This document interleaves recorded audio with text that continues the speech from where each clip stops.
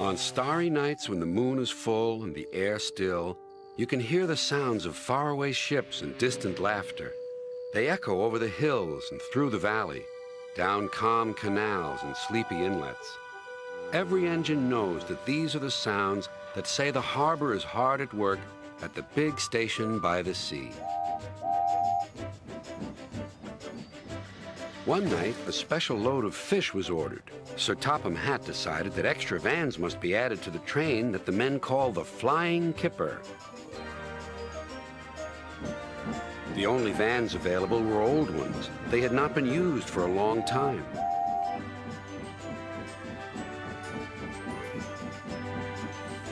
Henry waited impatiently by the quayside as Duck shunted them into position.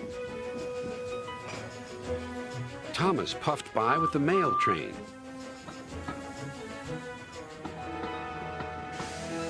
Hello, Duck. Going fishing? I'd take care if I were you. Why? Huffed Duck.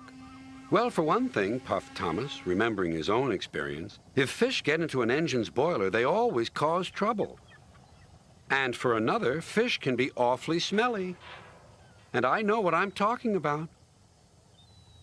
Good night.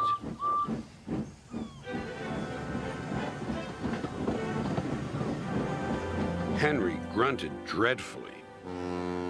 You'll just have to put up with it, Henry, said his driver. At least the extra load will mean you can have another engine help us up Gordon's Hill.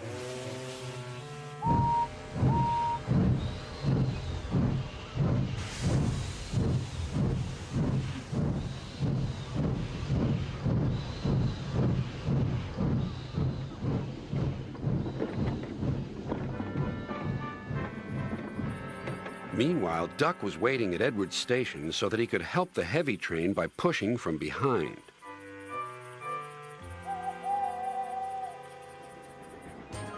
Henry made good progress.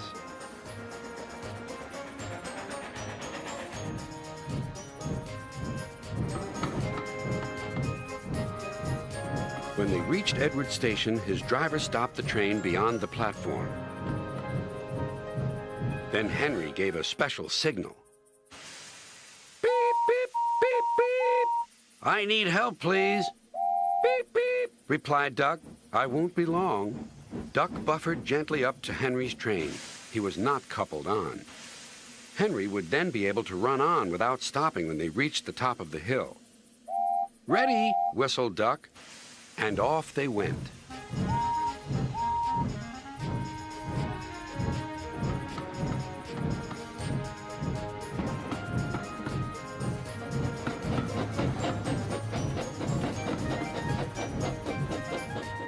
Soon they reached Gordon's Hill.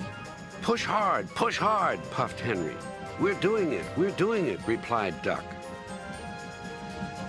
Henry was pulling his train harder than he realized.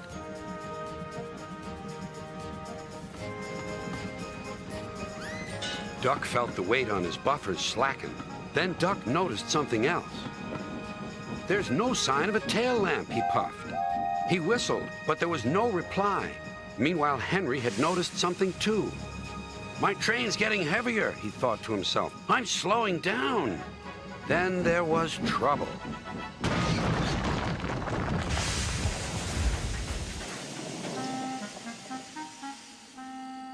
No one was hurt, but a strong smell of fish hung in the air. Next day, workmen found the broken tail lamp at the bottom of the hill. Sir Topham Hatt spoke kindly to Duck. The accident wasn't your fault. We should have checked that this tail lamp was fixed on properly.